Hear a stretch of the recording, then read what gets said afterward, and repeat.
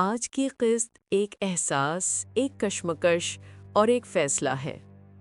کہانی اب اس مقام پر پہنچ چکی ہے جہاں ایک لفظ سب کچھ بدل سکتا ہے۔ شیر، وہی مضبوط، پرعزم اور خاموش شخص، آج اپنے ہی جذبات کے بوجھ کے نیچے دب چکا ہے۔ باہر سے وہ مضبوط لگتا ہے، مگر اندر وہ ٹوٹ رہا ہے، ایک ایک لمحہ۔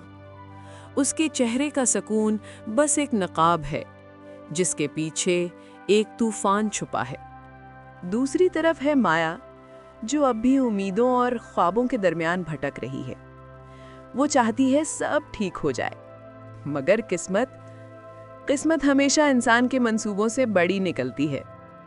مایا کی آنکھوں میں وہی چمک باقی ہے، مگر اب وہ چمک ایک سوال بن چکی ہے کہ کیا محبت واقعی کافی ہوتی ہے؟ اب آتی ہے حسن اور انیلا کی طرف۔ دو کردار مگر جذبات ایک جیسے۔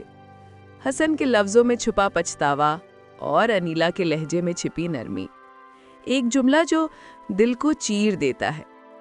کبھی کبھی خاموشی ہی سب سے بڑا جواب ہوتی ہے۔ یہی وہ لمحہ ہے جب سارا سین خاموش ہو جاتا ہے، مگر ناظرین کے دل شور مچانے لگتے ہیں۔ شیر کے اندر کی جنگ۔ یہ ایپیسوڈ کے آخر میں مایا کی آواز گونجتی ہے۔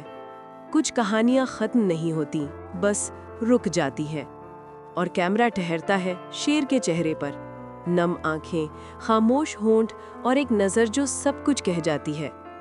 یہ اختتام ناظرین کو ایک ایسے سوال کے ساتھ چھوڑ دیتا ہے جس کا جواب شاید اگلی قسط بھی نہ دے سکے۔ کیا شیر اپنے دل کی سنے گا، یا پھر وہی کرے گا جو دنیا اس سے اور بس یہی وہ لمحہ ہے جو شیر کو ایک عام کہانی سے